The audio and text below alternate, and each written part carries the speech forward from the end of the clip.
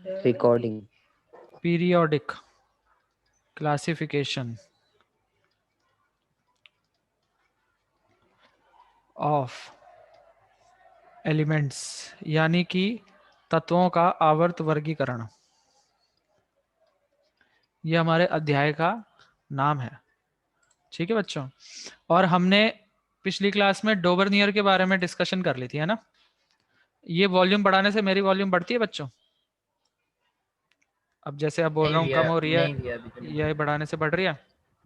भैया वो तो आपको अपने माइक्रोफोन का वॉल्यूम बढ़ाना होगा। काम करो एक और बार, बोलो कुछ। फुल है बच्चों, कुछ फर्क नहीं पड़ रहा ना। नहीं भैया। चलो, अब हमने डोबरनियर के बारे में पढ़ लिया था, आज हमें पढ़ना है न्यूलैंड के बारे में। ठीक है, Newlands law of octaves. Newlands laws of octaves.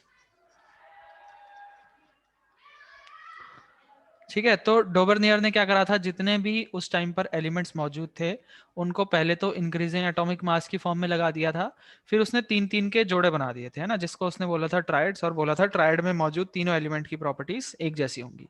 ठीक है, उसके बाद उनके तीन ही ट्राइड सक्सेसफुल थे, इसलिए वो उनकी लिमिटेशन रह गई और उनकी जो थ्योरी थी वो रिजेक्ट हो गई, या जो उनका मॉडल था वो रिजेक्ट हो गया। ठीक है, अब अगले आए उनके बाद न्यूलैंड्स लॉ ऑफ ऑक्टेव्स। ठीक है, न्यूलैंड आए उसके बाद। अब न्यूलैंड जी ने क्या करा कि इन्होंने भी, जब तक ये आए, जब डोबरनियर थे तब हमारे कितने थे, 30 के आसपास एलिमेंट्स थे ना, तो जब तक न्यूलैंड आए तब तक हमारे पास एलिमेंट्स थे 56 के अराउंड। तब तक हमारे पास एलिमेंट्स कितने थे, 56 के अराउंड एलिमेंट्स थे। ठीक है, जब न्यूलैंड जी आए, और न्यूलैंड जी आए तो इन्होंने भी क्या करा, इनको अरेंज करा इंक्रीजिंग एटॉमिक मास की फॉर्म में। इन्होंने बोला कि जितने भी हमारे एलिमेंट्स है, जैसे कि मान लो हमारे पास एलिमेंट्स है ए बी सी, इनको सबको अरेंज कर दिया इन्होंने इंक्रीजिंग एटॉमिक मास की फॉर्म में। ठीक है, आई जे के, अब ये मत सोचना यही नाम है, ऐसे मैं तो लिख रहा हूं। ठीक है, ऐसे सबको इन्होंने क्या करा, अरेंज कर दिया इंक्रीजिंग एटॉमिक मास की फॉर्म में। और फिर इन्होंने बोला कि जैसे डोबरनियर ने क्या करा था, 3 के बाद तोड़ा था ना, 3 के बाद ऐसे तोड़ दिया था और ऐसे ऐसे ट्राइड बना दिए थे। इन्होंने क्या करा, 7 के बाद तोड़ा, यानी कि 1 2 3 4 5 6 7, इसके बाद यहाँ से तोड़ दिया। ठीक है, इसको ब्रेक कर दिया और इन फिर ऐसे सबको, इनके 8 ट्राइड्स बने। ठीक है, अरे यहाँ से इन्होंने कहाँ तोड़ा था मैंने भैया, 1 2 3 4 5 6 7, यहाँ से इन्होंने तोड़ा। ठीक है, और इनको लिख दिया इसके नीचे। ठीक है,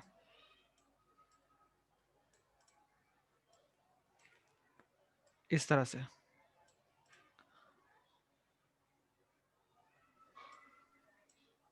ये इस तो तरह 8 से, हो गए। ठीक है, 1 2 8 3 हो गए 4 भैया। 5 6 7 8, अच्छा 8 हो गए क्या? तो जी के बाद करना पड़ेगा हमें, हाँ? ऐसे इन्होंने बोला कि हर 7वें के बाद हम क्या कर रहे हैं, जो 8वां है वो पहले के जैसा है। हर 7वें के बाद जो 8वां है वो किसके जैसा है, पहले के जैसा है, इस तरह से। ठीक है, फिर यहाँ से फिर ब्रेक करके इस तरह से। समझ गए कहने का मतलब क्या है? मतलब साथ साथ के इन्होंने, सर समझ गया। हाँ मतलब 1 2 3 4 5 6 7, और 7 के बाद जो 8वां है, इन्होंने बोला अगर मैं सबको अरेंज कर दूंगा इंक्रीजिंग एटॉमिक मास की फॉर्म में, तो हर 8वां एलिमेंट पहले के जैसा है, यानी कि इसकी प्रॉपर्टीज इसके जैसी हैं, इसकी प्रॉपर्टीज इसके जैसी हैं, इसकी प्रॉपर्टीज इसके जैसी हैं, इसकी इसके जैसी, इसकी इसके जैसी, इसकी इसके जैसी, हर 8वां। इसके बाद 8वां क्या होगा, ये होगा। ठीक है, इसके बाद 8वां क्या होगा, ये होगा। इसके बाद 8वां क्या होगा। ठीक है, तो इस तरह से ये सारे इस तरह से अरेंज हो भैया जाएंगे कि एक वर्टिकल आई के कॉलम में बाद आने। 8वां कैसे, मतलब समझ नहीं आया। अरे अगर मैं यहां से गिनूंगा तो 1 2 3 4 5 6 7 8, इसके इसका 8वां ये है ना, उसने बोला हर 8वां एलिमेंट पहले के जैसा है। आई बात समझ में? अच्छा जैसे मैं भैया सब इसका ठीक है। देखूंगा तो ये पहला है, तो 2 3 4 5 6 7 8, इसके लिए 8वां ये है, इसके लिए 8वां क्या है ये है, इसके लिए 8वां क्या है ये है, इसके लिए ये है। उसने ठीक बोला है हर भैया। 8वां एलिमेंट जो है पहले वाले एलिमेंट के जैसा है। ठीक है, हर 8वां एलिमेंट पहले को रिजेंबल करता है। इस तरह से हमें एक वर्टिकल कॉलम मिलेगा और इस कॉलम में आने वाले जितने भी एलिमेंट्स होंगे उन सब की प्रॉपर्टीज कैसी होंगी, एक जैसी होंगी।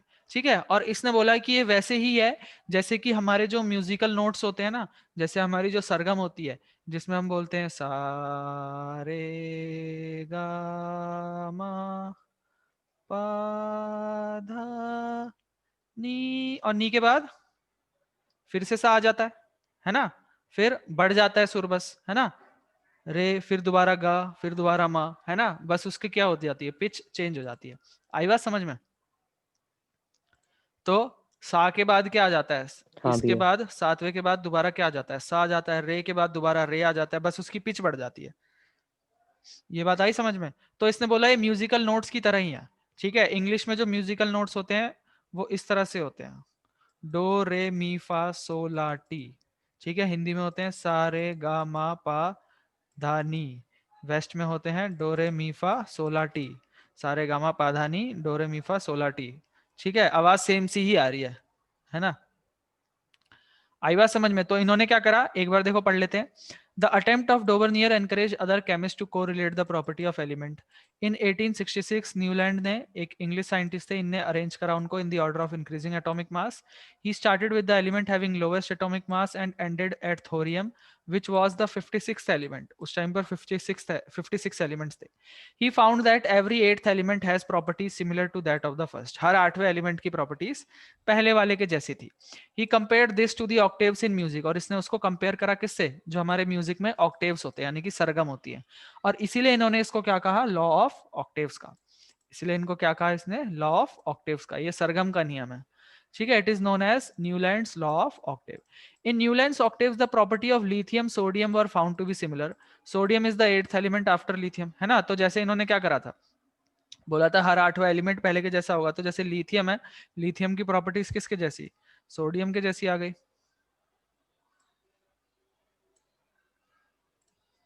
भैया प्रॉपर्टीज में क्या मास भी वैसे ही होगा? मास कैसे सेम हो सकता है, केमिकल प्रॉपर्टी जैसे लिथियम की हाँ प्रॉपर्टीज भैया। सोडियम की जैसी, बेरिलियम की मैग्नीशियम के जैसी। ठीक है, इसकी इसके जैसी, इसकी इसके जैसी, इसकी इसके जैसी, इसकी इसके जैसी।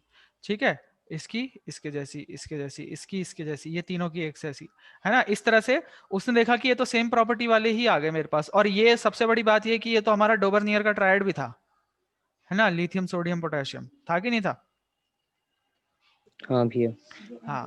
हाँ भैया। तो न्यूलैंड के लॉ ऑफ ऑक्टेव के अंदर डोबरनियर का ट्रायड भी आ गया। सबसे बड़ी बात ये हुई। तो इनको लगा कि चलो भाई हमने सही काम कर दिया है ना? Sodium is the 8th element after lithium. Similarly beryllium magnesium एक दूसरे को रिजेंबल करते थे। A part of original Newland octave is given here. ठीक है, न्यूलैंड के ऑक्टेव का छोटा सा हिस्सा दिया हुआ है। वैसे टोटल तो 56 एलिमेंट्स थे, ठीक है, पर उसका छोटा सा हिस्सा आपको यहाँ पर बना के दिया हुआ है। ये न्यूलैंड का लॉ ऑफ ऑक्टेव समझ में आया बच्चों आप लोगों को? भैया ये हाँ याद भैया। करना है ये नहीं नहीं, टेबल, मतलब बिल्कुल ऐसे भी में। याद नहीं करनी, बिल्कुल भी याद नहीं करनी। ठीक है, ये बात आई समझ में? अब यहाँ पर इसके बारे में थोड़ा सा लिख लेते हैं। हम बोल देंगे कि Newland arranged all the known elements at that time in the order of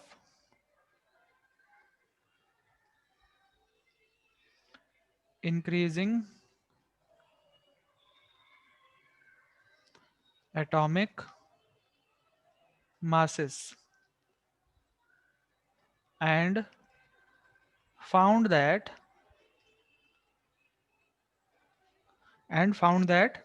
every 8th element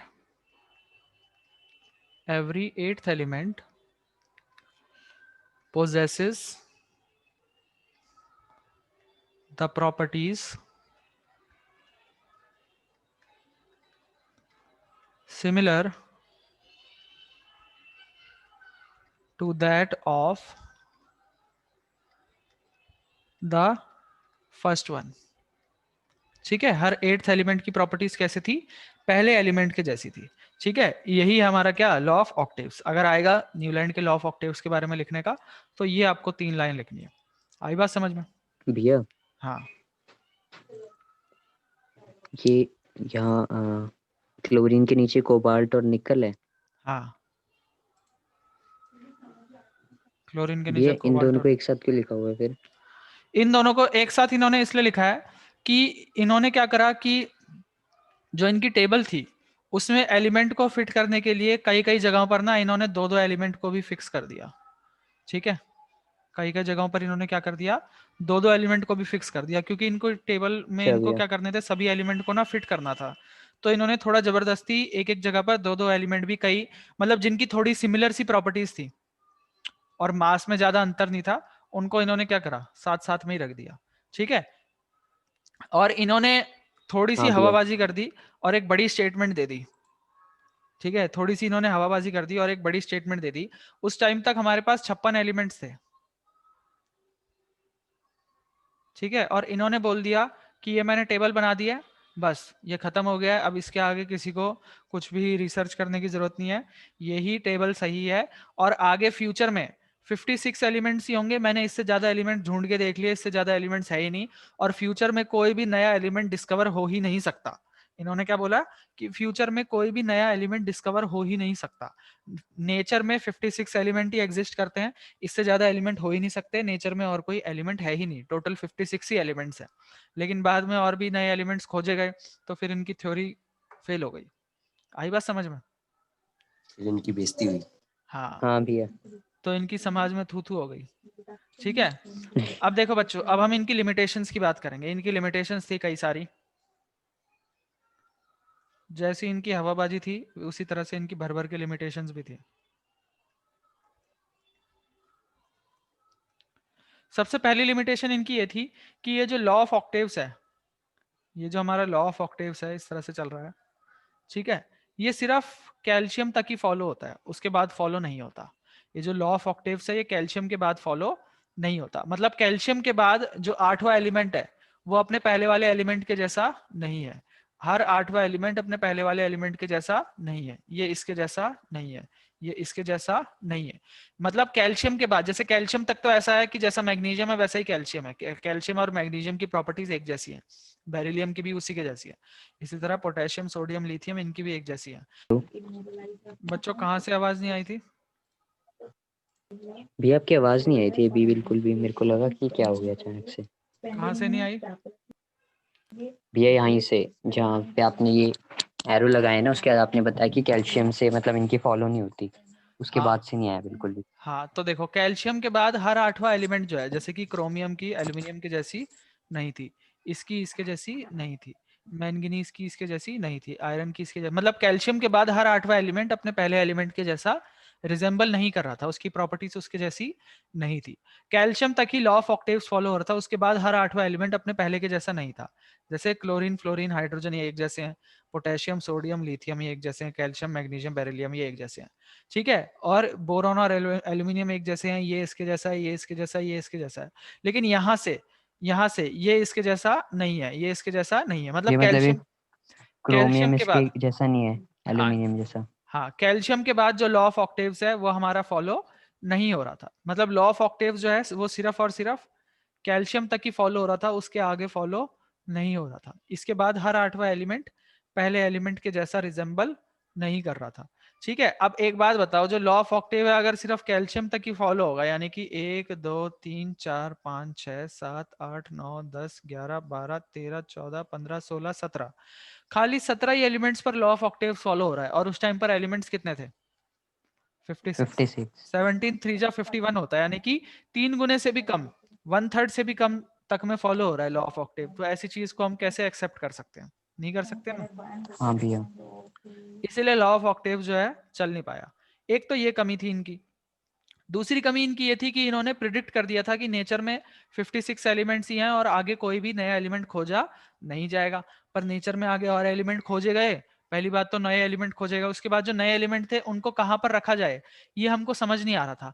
जैसे कि कैल्शियम है और ये क्रोमियम है, ठीक है, इन दोनों के बीच में अब मान लो जैसे कैल्शियम का मास होता है 20, ठीक है, क्रोमियम का मास कुछ 40-50 के आसपास होता है।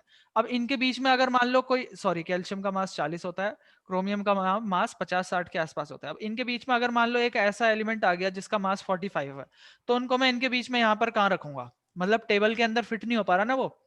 तो जो नए एलिमेंट्स खोजे गए, जिन नए एलिमेंट्स की डिस्कवरी हुई, उनकी पोजीशन के बारे में हमें पता नहीं चला कि उनको हम कहाँ रखें, ठीक है। तो ये एक दिक्कत आ गई कि जो नए एलिमेंट डिस्कवर हो रहे हैं उनके लिए पोजीशन है ही नहीं, उनको कहाँ रखा जाए ये हमें समझ नहीं आ रहा, ठीक है, उनको कैसे फिट किया जाए।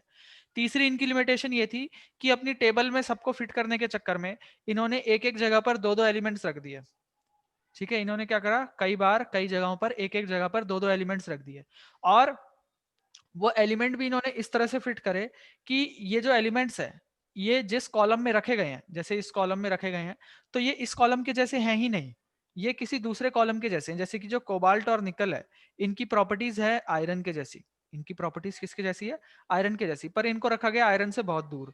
और इनको रखा किसके साथ है ये देख लो, ये hydrogen, fluorine, chlorine, bromine.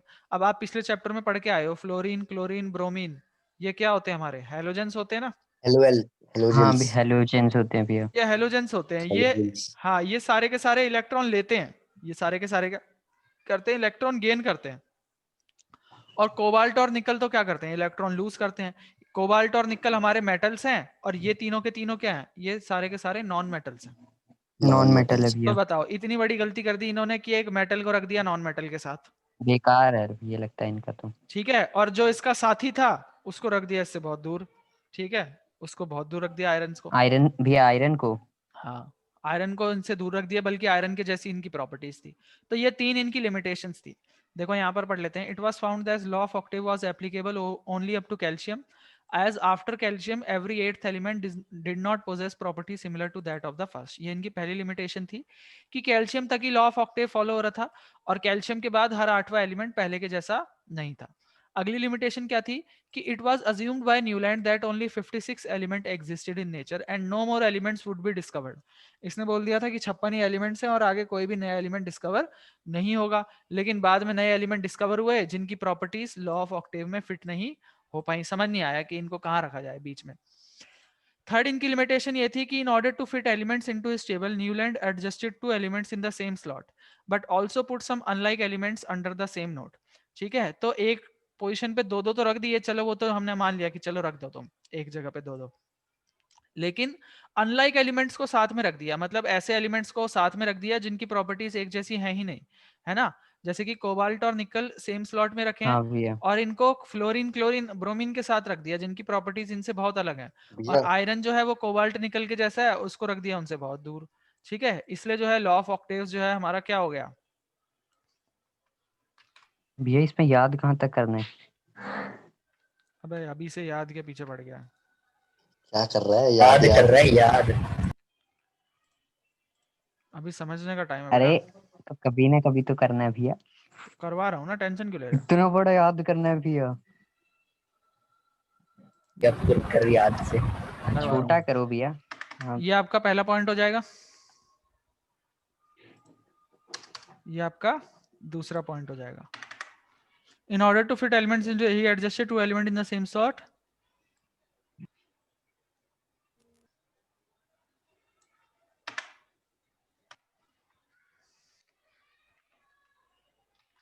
Cobalt and nickel are in the same slot. ये है बच्चों, ये आपके तीन लिमिटेशंस है, ठीक है। पहला, दूसरा, तीसरा, ये क्लियर है। हाँ भैया। भैया हाँ, एक बार वो वाली टेबल दिखाना न्यूलैंड की, जिसमें उसने 7-7 करके बनाए थे, ऊपर करके स्क्रॉल करके। यही है भैया ना, इसमें ये वाई क्या है, ये वाई क्या है, ये बीच में एलिमेंट वाई है। आ जा रहा है। वाई भी कोई एलिमेंट है? हाँ हाँ, अरे बहुत सारे एलिमेंट है बच्चों, इसमें भी होगा। देखो ये रहा वाई, इसका नाम देखते हैं क्या है, इसका नाम नहीं समझ आ रहा मेरे को क्या है। वाई है आपका ढूंढो जरा इसमें। ये है यट्रियम भैया ये रहा वाइट। हाँ भैया 39 पे, यूट्रियम। ये यट्रियम है, ठीक है। हाँ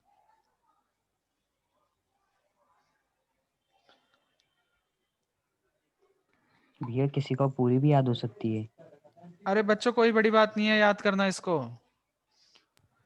एक ट्रिक के साथ याद है। एक से एक ट्रिक है, पूरी टेबल याद हो जाएगी, टेंशन मत लेना। पीरियोडिक टेबल अभी तो खैर याद करनी नहीं है, 11 12 में याद करनी होगी, और उसमें भी खैर पूरी याद नहीं करनी पड़ती, पर हवाबाजी में बच्चे याद कर लेते हैं, बहुत सारी ट्रिकें होती हैं इसको याद करने के लिए। आई बात समझ में? ठीक है भैया, एक कोने से करना होगा इसको याद।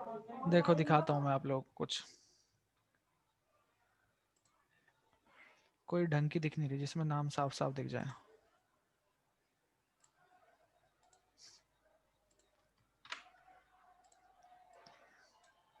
अरे यार ये तो क्लियर ही नहीं है, इसी को लेते हैं पहले वाले को। अरे भाई ये तो सारी की सारी छोटी साइज की हैं क्या?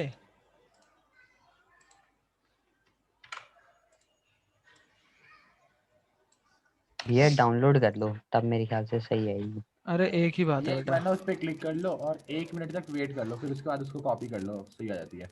अच्छा जी चलो ऐसा कर लेते हैं, ये है ही ब्लर। भैया वहाँ पे हाई रेजोल्यूशन पे जाओ ना। किधर है वो?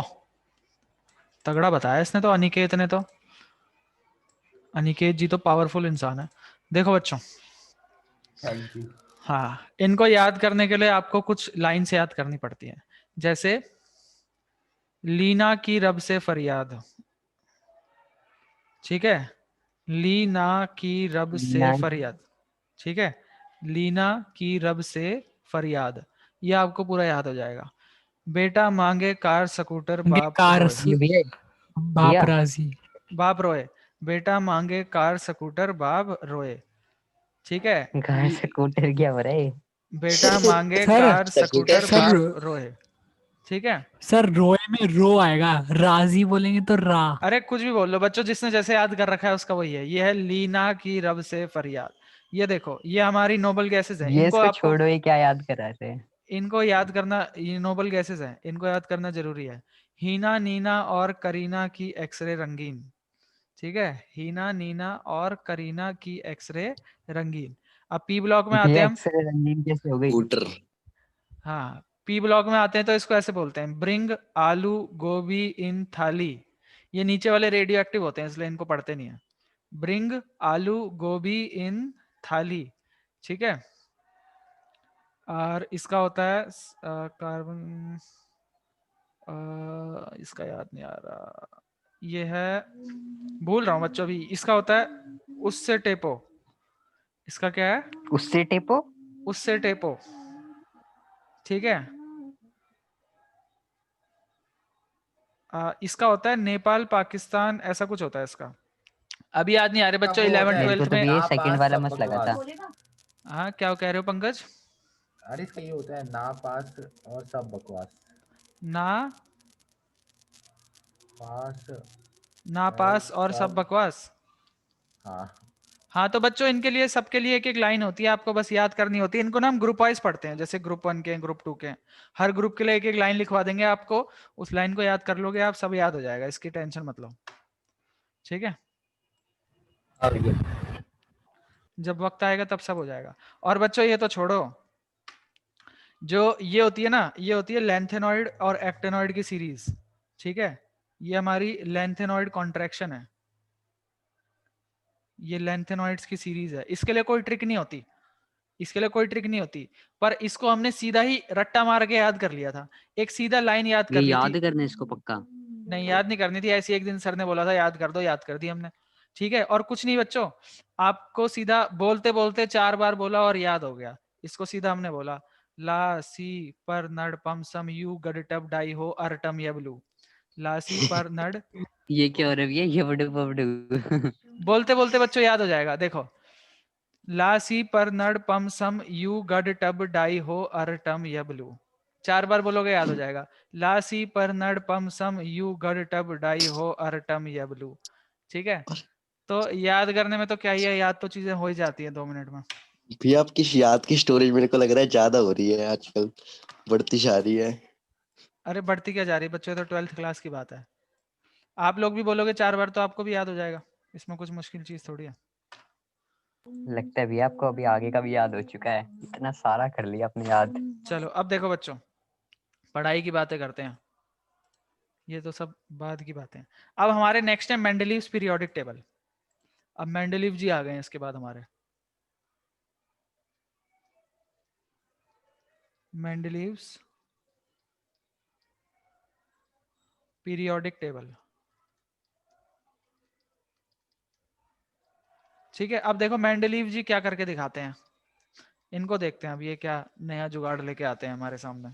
ठीक है, तो मेंडलीव जी ने क्या करा बच्चों, मेंडलीव ने बोला कि यार काम कुछ बन नहीं रहा, सबके सब अपना सबको इंक्रीजिंग एटॉमिक मास की फॉर्म में लगा देते हैं और ऐसे ही बोल देते हैं कि कोई बोलता है कि 3 के बाद सारे एक जैसे होंगे, कोई बोलता है 7 के बाद सारे एक जैसे होंगे। तो इन्होंने क्या बोला कि हम ऐसे ही सिर्फ सबको इंक्रीजिंग एटॉमिक मास की फॉर्म में तो लगाएंगे। यहाँ जब इन्होंने करा था तो इस टाइम पर एलिमेंट्स थे शायद 63। इस टाइम पर एलिमेंट्स कितने थे, 63। देख लेते हैं एक बार, डिमिट्री जी ने 63 एलिमेंट्स थे। ठीक है, जिस टाइम पर इन्होंने वो करा, तो इन्होंने क्या करा, इनका जो क्राइटेरिया था उसमें इन्होंने इंक्रीजिंग एटॉमिक मास तो रखा ही, यानी कि सबको इंक्रीजिंग एटॉमिक मास की फॉर्म में तो रखा ही गया। ठीक है, पर इन्होंने बोला कि मैं इनकी केमिकल प्रॉपर्टीज पर भी ध्यान दूंगा। इन्होंने क्या बोला कि मैं इनकी केमिकल प्रॉपर्टीज पर भी ध्यान दूंगा। और केमिकल प्रॉपर्टीज के नाम पे कौन कौन सी प्रॉपर्टीज पे ध्यान दूंगा, इनके मैं ऑक्साइड देखूंगा कि ये कैसे बना रहे हैं, और इनके मैं हाइड्राइड देखूंगा ये कैसे बना रहे हैं। यानी कि ये जो हमारे एलिमेंट्स हैं ये ऑक्सीजन के साथ कैसे रिएक्शन कर रहे हैं और ये हाइड्रोजन के साथ कैसे रिएक्शन कर रहे हैं, इन्होंने बोला कि हम इस चीज को चेक करेंगे। और ऑक्सीजन और हाइड्रोजन इन्होंने इसलिए लिए क्योंकि उस टाइम पर ऑक्सीजन और हाइड्रोजन ही ऐसे एलिमेंट्स थे जो लगभग सबके साथ रिएक्शन कर लेते थे। ठीक है, ऑक्सीजन और हाइड्रोजन का चयन इन्होंने क्यों करा, क्योंकि उस टाइम पर ऑक्सीजन और हाइड्रोजन ऐसे एलिमेंट्स थे जो कि ऑलमोस्ट सबके साथ रिएक्शन करते थे। तो इनके पास एलिमेंट्स थे 63। इन्होंने बोला रखेंगे तो हम सबको इंक्रीजिंग एटॉमिक मास की फॉर्म में, लेकिन इस बार मैं केमिकल प्रॉपर्टीज को भी कंसिडर करूंगा। और केमिकल प्रॉपर्टीज में मैं उनके ऑक्साइड देखूंगा कैसे बन रहे हैं और हाइड्राइड देखूंगा कैसे बन रहे हैं। ठीक है, और ऑक्सीजन और हाइड्रोजन को इन्होंने चूज इसलिए किया क्योंकि ऑक्सीजन और हाइड्रोजन सबसे ज्यादा तरह के कंपाउंड्स बनाते थे, सभी के साथ ऑलमोस्ट कंपाउंड्स बना लेते थे। ठीक है, तो इन्होंने क्या किया, जैसे इन्होंने बोला कि इन्होंने जो 63 एलिमेंट्स है ना, इनके लिए इन्होंने 63 कार्ड्स बना लिए। क्या बना लिए, 63 कार्ड्स बना लिए, पत्ते बना लिए, और ऐसे दीवार पे बड़ी सी बोर्ड बनाई और उसमें कार्ड लगाने चालू करे। जैसे सबसे पहले लगाया यहाँ पर ऐसे ए, ये कार्ड लगाया, फिर बी लगाया, ठीक है, फिर सी लगाया, फिर डी लगाया, ठीक है, फिर ई लगाया। ऐसे इन्होंने कार्ड लगाए कई सारे। उसके बाद मान लो जब अगला आया, एफ लगाने की बारी आई तो एफ यहाँ लगाया। उसके बाद जब जी लगाने की बारी आई तो इन्होंने देखा कि यार जी लगना तो यहाँ पर चाहिए, लेकिन जी की प्रॉपर्टीज और बी की प्रॉपर्टीज एक जैसी है ही नहीं। जी की प्रॉपर्टीज और बी की प्रॉपर्टीज एक जैसी है ही नहीं। मतलब पहले तो ये लाइन बारी से लगा रहे थे इनको आगे तक, उसके बाद मान लो एक ऐसा एलिमेंट आया जिसकी प्रॉपर्टीज ए के जैसी थी, तो इन्होंने बोला यार इसको तो ए के साथ रखना पड़ेगा, है ना, इस कार्ड को तो ए के साथ रखना पड़ेगा, तो उन्होंने एफ को रख दिया ए के नीचे। उसके बाद जब अगला जी आया तो इसका इन्होंने देखा कि इसकी प्रॉपर्टीज बी के जैसी नहीं है, इसकी प्रॉपर्टी सी के जैसी है, तो इसलिए उन्होंने बोला कि बी के जैसी नहीं है तो भाई मैं बी के नीचे क्यों रखूं, इन्होंने इसको रख दिया सी के नीचे।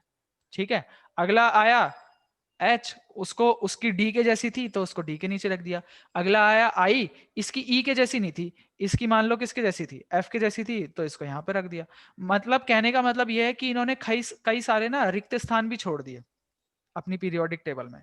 और रिक्त स्थान इन्होंने जानबूझ के अपने मन से नहीं छोड़े, इन्होंने जिस चीज को लेकर चले थे कि मैं केमिकल प्रॉपर्टीज पर ध्यान दूंगा, जैसे पिछली बार न्यूलैंड के साथ क्या हुआ था कि ऐसे ऐसे वो रख दिए कोबाल्ट और निकल को ऐसी जगह रख दिया जहां पर वो बिलोंग ही नहीं करता, है ना। तो इन्होंने बोला कि मैं इस चीज का ध्यान दूंगा और एलिमेंट को उन्हीं के साथ रखूंगा जिसके साथ वो होने चाहिए।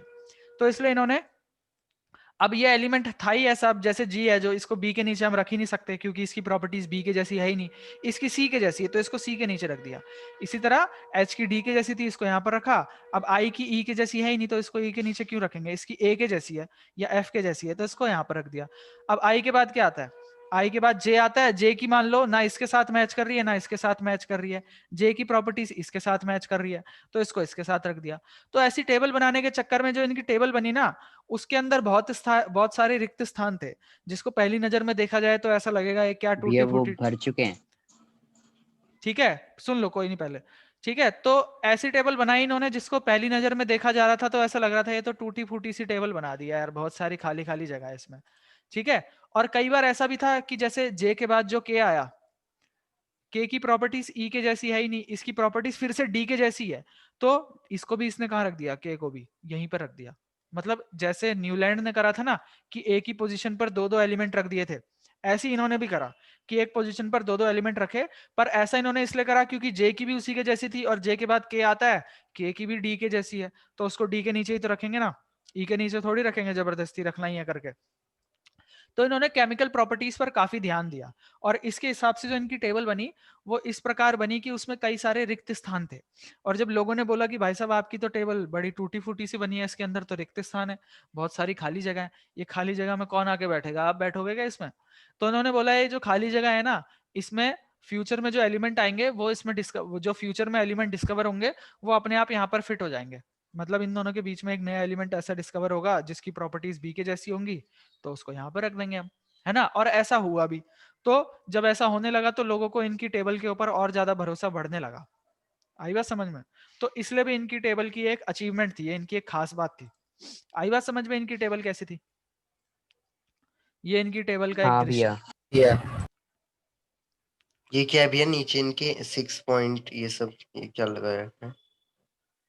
मास है इनके। अच्छा भैया। ये इनके मास लिखे हुए हैं। ठीक है, ये जैसे हाइड्रोजन का मास है, ये लिथियम का मास है, ये इनके मास लिखे हुए हैं। ठीक है, अब जो इनके ऐसे हॉरिजॉन्टल ये हैं इसको इन्होंने बोला पीरियड्स, और ये वर्टिकल वाले हैं इसको हम ग्रुप्स बोलते हैं। ठीक है, अब यहाँ पर बाद में ऐसे हैं जहां पर एक एक जगह पे दो दो भी रखे गए हैं। ठीक है, यहाँ पर दो दो रखे गए हैं। ठीक है, ऐसी कुछ इनकी टेबल बनी है, ये इनकी अचीवमेंट थी। ठीक है, तो इनकी जब हम टेबल पढ़ते हैं तो इसके साथ साथ हम इनकी ये इनकी अचीवमेंट्स परफेक्ट थी। इनकी अचीवमेंट्स भी पढ़ते हैं। अब तो पता चलेगा परफेक्ट क्या थी, कुछ ना कुछ कमियां थी तभी तो मॉडर्न पीरियोडिक टेबल आई है ना। अब देखो बच्चों, इनकी एक बार टेबल पढ़ लेते हैं। ये कहते हैं while developing the periodic table there were, और बच्चों एक बात और की, जो एक खाली स्थान छोड़े थे इसमें तीन एलिमेंट तो ऐसे थे जिनकी तो इन्होंने भविष्यवाणी कर दी थी। तीन एलिमेंट ऐसे थे जैसे कि मान लो बोरॉन है, अब बोरॉन के जैसा ही एक एलिमेंट है जो इनको लग रहा है कि भाई आएगा आएगा। ठीक है, मतलब जो कि फिट होने वाला है। ठीक है, तो इन्होंने बोला एक एलिमेंट पक्का ऐसा आने वाला है थोड़े टाइम में। मतलब एलिमेंट तो कई सारे खोजे जाने हैं पर तीन एलिमेंट्स पर इनको बहुत ज्यादा भरोसा था। ठीक है, जैसे कि ए का बोरॉन, ए का एल्यूमिनियम और ए का सिलिकॉन। इन तीन के बारे में इन्होंने बोला था कि इन तीन के जैसे ही तीन एलिमेंट्स और खोजे जाएंगे, और वो जो नए एलिमेंट होंगे उनका नाम अभी तो मेरे को नहीं पता, पर उसकी बोरोन के जैसी है इसलिए मैं उसका नाम दे देता हूँ ए का बोरॉन, मतलब बोरोन के जैसा। एक ऐसा होगा जो एल्यूमिनियम के जैसा है इसलिए उसका नाम दे दिया इन्होंने ए का एल्यूमिनियम, और एक सिलिकॉन के जैसा होगा तो उसका नाम दे दिया इन्होंने ए का सिलिकॉन। और ये तीन बाद में खोजे भी गए, अभी आपको पता चलेगा ये कौन से थे। ये थे स्कैंडियम, जर्मेनियम और गैलियम। ठीक है, देखो while developing the periodic table there were few instances where Mendeleev had to place an element with a, अरे इससे पहले नहीं पढ़ा हमने मेंडलीव के बारे में, यहां से देखो। Even after the rejection of Newland's law of octave, many scientists continue to search for a pattern that correlate with the properties. ठीक है, तो साइंटिस्ट हमारे लगे रहे।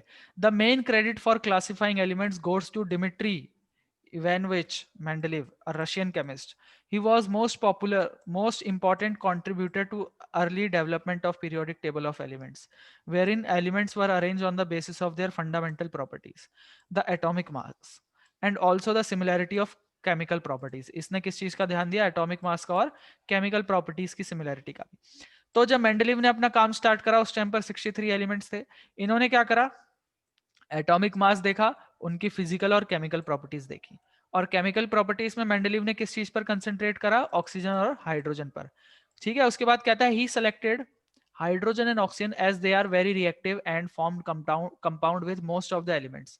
ठीक है बच्चों, ये यहाँ पर मैं हाईलाइट कर रहा हूँ, इसको मैं लिखवा नहीं रहा हूँ, पर मैं बोल रहा हूँ, ये चीज रिकॉर्ड हो रही है, तो यहाँ पे क्वेश्चन बना लेना कि explain why Mendeleev selected hydrogen and oxygen for the chemical properties of compounds. उसका आंसर फिर ये हो जाएगा जो मैंने हाईलाइट करा हुआ है कि he selected hydrogen and oxygen as they are very reactive and formed compound with most of the elements.